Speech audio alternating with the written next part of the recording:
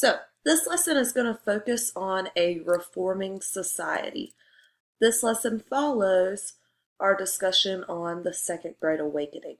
And you'll remember that one of the main effects of the Second Great Awakening is that it inspired people, mainly Christians across the United States, to try and make society more perfect, to try and create society in God's image, because that's what they believed God intended for them to do.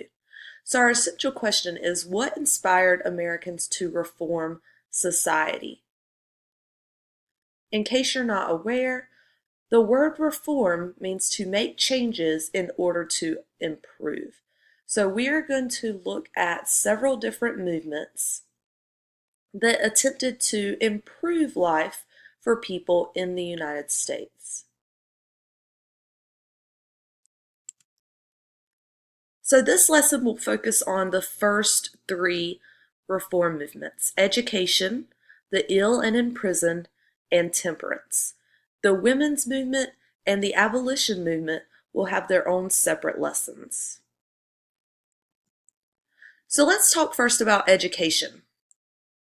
You'll recall that education was a priority in which region of the United States? The North, Miss Mosby, the North. You are absolutely right, all right? From the beginning of our nation's history, education had been especially important in the North because people wanted their children to be able to read the Bible. So many children in the North and in the South were educated at home, but some communities also established schools.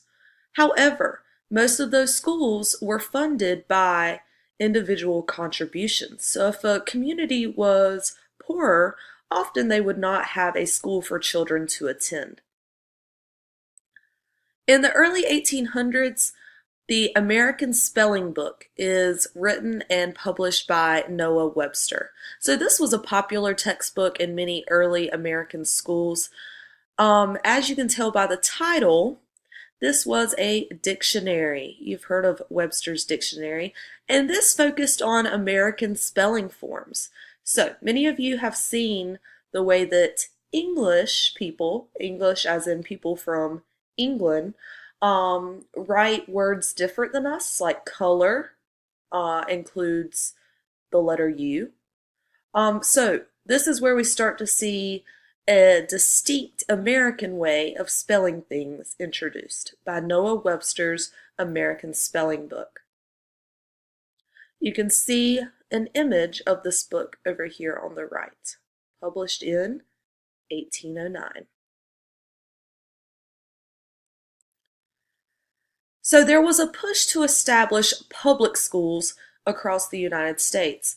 I hope you're all familiar with what a public school is, since you're probably sitting in one right this moment.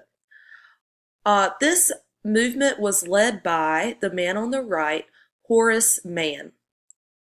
Horace Mann grew up without a quality education. He had sporadic time spent with teachers, but was mostly self-educated. And he believed that a democratic society required an educated populace. So, beginning in Massachusetts, Horace Mann sought to establish a tax-supported public school system, aka what we have today. The taxes that you pay from your paychecks if you are working go partly to paying for the construction of schools, for paying my salary as your teacher. Our school system is supported by taxes. That way, everyone has access to a good education. So, under the leadership of Horace Mann, we see the introduction of standardized school calendars, similar to the schedule we follow today. We see adequate school funding. He helped establish teacher training programs, because a key part of having a good education was to have a well-qualified and trained teacher. The efforts of Horace Mann led to the creation of many public schools supported by tax dollars, especially in Massachusetts, the state where he was from, and all across the North. Our next movement focuses on the ill and imprisoned. So whenever we're talking about the ill, we are talking about the mentally ill. Most of us have had experiences with people in our life who have a mental disability. We know that often they act erratic, uh, can sometimes be hard to control, and because of this, they were severely mistreated in the early 1800s and before. Dorothea Dix, the lady pictured on the right, went around to prisons to teach prisoners the Bible. And as she was going around to these prisons, she noticed that people who were suffering from mental illnesses were often being housed in these prisons with criminals. Now remember, these people hadn't done anything wrong. They had committed no crimes. They just had a mental illness. So, Dorothea Dix went on a campaign across the United States encouraging communities to build mental hospitals, to build places where the mentally ill could receive the treatment that they deserved instead of being thrown in prison and treated like criminals. Dorothea Dix accomplished establishing 5 different hospitals across the U.S. You may be familiar with Dorothea Dix Hospital in Raleigh. It's closed now, but it was named after this lady, and it was a hospital to treat those with a mental illness. Related to this drive to create mental hospitals was also the penitentiary movement. A penitentiary is another word for jail. So not only were the mentally ill being housed with criminals, but the conditions in jails across the United States were terrible.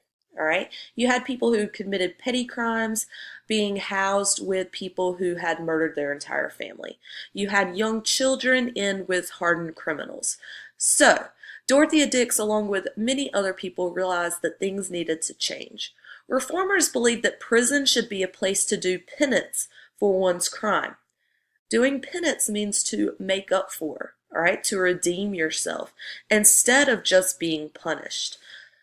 This is still a topic that we are working on in the United States, criminal justice reform and prison reform, to make prisons a place where people can, instead of just being punished for the rest of their life and living in terrible conditions, can work to be released back into society. This started way back in the 1800s and is still going on today. The last movement we're going to talk about is temperance. All right, the temperance movement was an effort to end alcohol abuse and the problems that it created. So some groups were created that sought to counsel alcoholics.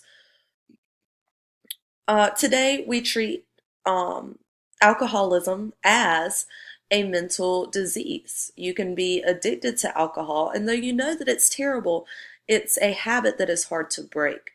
So instead of just treating these people like criminals, there was an effort to help them get better. Neil Dow was a leader of the temperance movement. He was successful in passing temperance laws in his home state of Maine. For example, in 1851, the Maine Law of 1851 was passed, which prohibited the sale of alcohol. So though this was an achievement, it was later repealed not long after, so it was only a temporary achievement. Some states followed suit and passed similar laws during this time, but overall, the temperance movement was not about banning alcohol completely, but rather reducing Americans' consumption of this drug. And alcohol is considered a drug, a mind-altering substance. We'll talk later in American history, too, about the Prohibition movement, which was about prohibiting alcohol completely.